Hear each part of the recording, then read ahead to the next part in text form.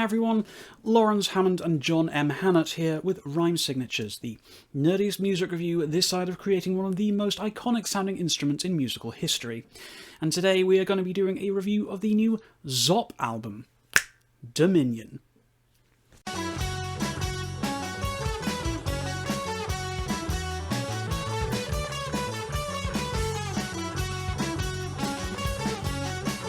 Never let it be said that progressive rock is a static and immovable genre. Deep within its roots and branches are to be found a myriad of different styles, flavours and colours, for all types and sizes.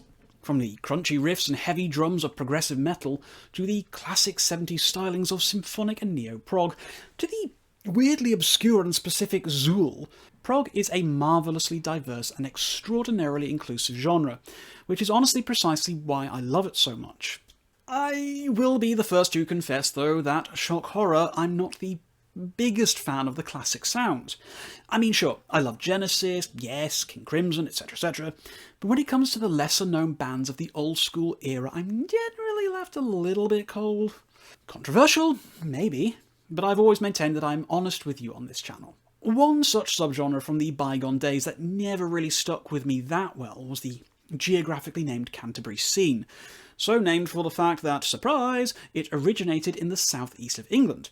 Whilst pigeonholing this into a specific description isn't particularly easy, my understanding of Canterbury Scene is that it's of psychedelic rock, mixed with jazz, avant-garde, and a very distinctly British sense of whimsy. Bands like Caravan, Gong, Soft Machine, and National Health, they're the kind of the first bands that come to mind for this genre. And while there are examples of albums from each of those bands that I enjoy, it's never been a genre that's particularly imprinted strongly on me. Call it my more metallic roots, my contemporary production leanings, whatever. Canterbury Scene has always been something I've admired from a distance rather than anything I've wanted to get, stuck into. Until now, that is, with the advent of the frankly superb, if curiously named, Zopp, and their sophomore record, Dominion. Zopp came into our collective lives with their self-titled debut record in 2020, 90% of the work coming from multi-instrumentalist Ryan Stevenson, with some collaboration from other musicians.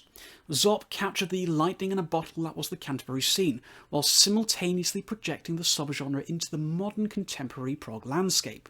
Their debut record was a wonderful little slice of nostalgia, twinned with decades of appreciation of the classics of the genre. Now, I enjoyed it a great deal, but I felt that there was something slightly missing from the experience. But I feel that with Dominion, Zopp have created one of the most faithful yet accessible salutes to the old school era, and have improved upon their debut with the inclusion of a very simple yet impactful thing: vocals. Regular viewers of my little slice of the internet will know that I rarely get 100% out of purely instrumental albums, and that I'm a sucker for a good vocalist. Now, I make no apologies for this, and while there are plenty of instrumental bands and albums out there who I love unabashedly, I'm always thinking, yeah, but what if there was a really good singer too? Now, while Dominion is about a 50-50 split between instrumental tracks and ones with vocals, the addition is a significant one for me, and definitely serves up the self-title as being the appetizer to the main course that is Dominion. Stevenson himself provides most of the vocals, with additional duties provided by guests Sally Minier and Caroline Joy Clark, and they all shine extremely brightly when they open up their pipes. Stevenson himself doesn't sound too dissimilar to Haken's Ross Jennings at times. No small factor in my increased enjoyment of this record over the self-title, I assure you. But whilst the addition of the human voice definitely helps this record, this is not what I would come to this for.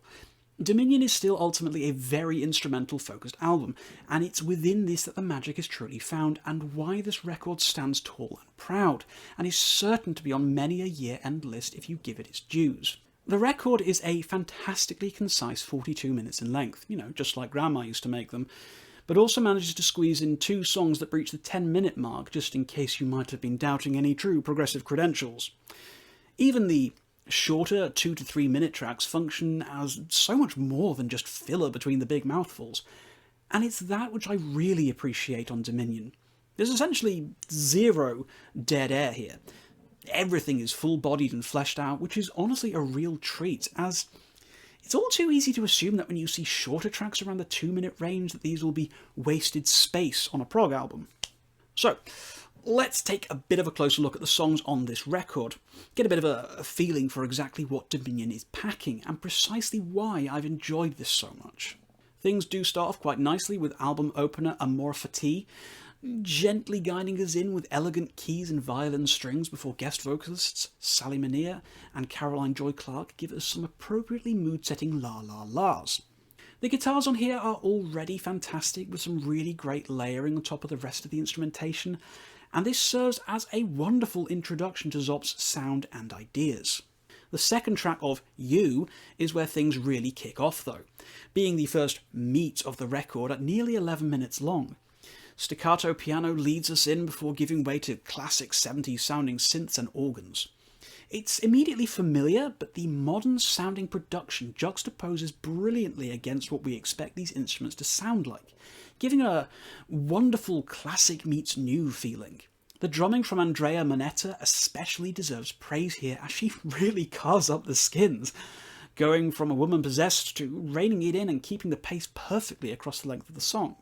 Stevenson's guitar work is especially good, evoking the feel of some classic Fripp or Howe, and special mention must be made to Mike Benson's guest work on the sax too, as honestly it just sounds so clean and fulfilling whenever it takes centre stage. The vocal work from Stevenson, as mentioned earlier, does remind me a great deal of Ross Jennings, and it's really kind of hard not to imagine that this is how Haken might have sounded if they were around in the 1970s. The synth work on this track is so comforting and nostalgic, and any prog fan who cares to cite basically anything from the mid-70s as their favourites will feel right at home here. You is a fantastic early highlight to the record, but honestly things only keep getting better from here on out.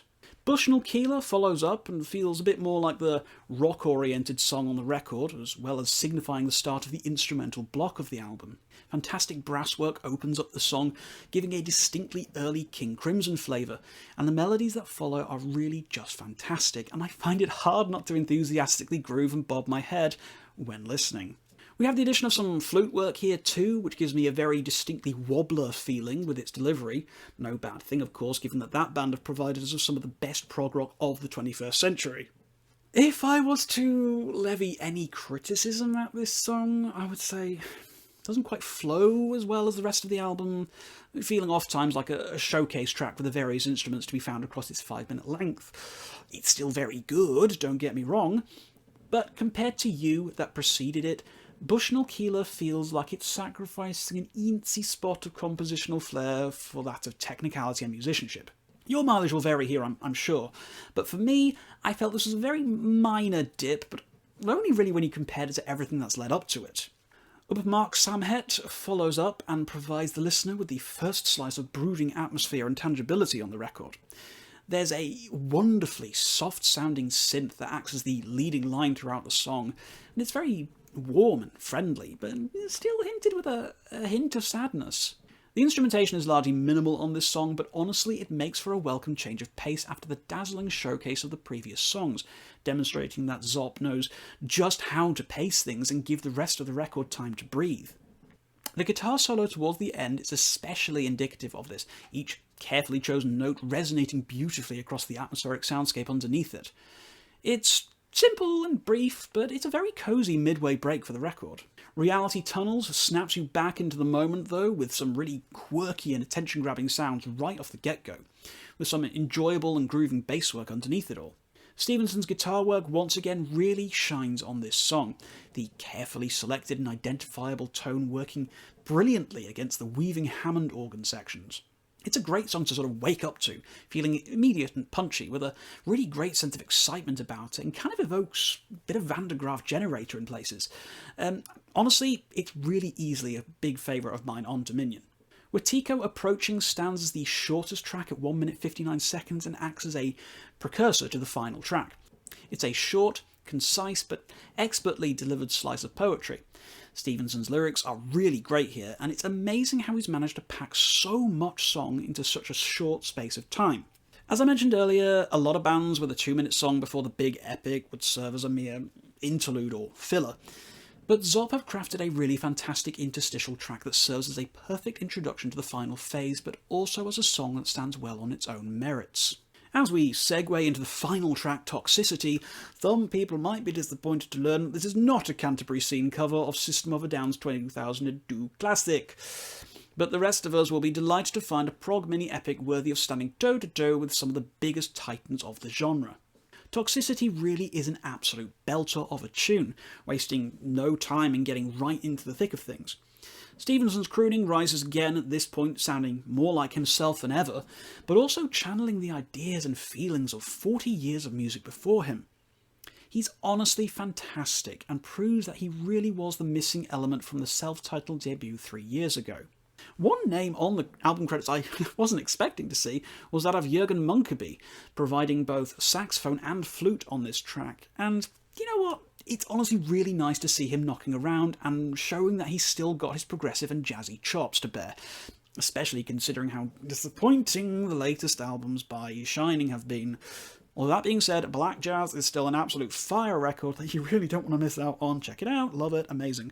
The journey that this track goes on, though, is truly fantastic and really does cover the whole gamut as far as classic prog sounds go. The amount of individual work and effort that Stevenson has put into this album really does come to a point on Toxicity, showcasing the full and broadest range of his talents, and it is really a delight to listen to. Multi-instrumentalists are definitely a special breed of people who I will be endlessly jealous of, but so long as they're able to produce albums on a calibre as this, I'm sure I can let the Green-Eyed Monster slide and focus on enjoying the stunning work of art that Dominion is. So, what else can I say about Zopp's Dominion? Honestly, this is everything that I was hoping for from the band, and a surefire candidate for most improved record of the 21st century. This has taken everything that I enjoyed from the self-titled debut and doubled down on the parts I wanted to see improvement on. The addition of vocals, especially with how good they are, has truly elevated Zopp from a band I casually enjoyed to being one that I desperately want every single prog fan I know to listen to. This is an outstanding piece of work from a subgenre that has often left me feeling a little flat. The demonstration of technicality and compositional restraint across its 42-minute runtime is nothing short of inspired, and it's difficult to imagine a better sounding classic era emulating record coming out to challenge Dominion's crown anytime soon. This is 100% a record that you should be looking to own in physical format and listening to it on the best sound system you can find, as I honestly feel that this is such a perfect example of just what classic prog is, without resorting to the tried and tested from the 1970s.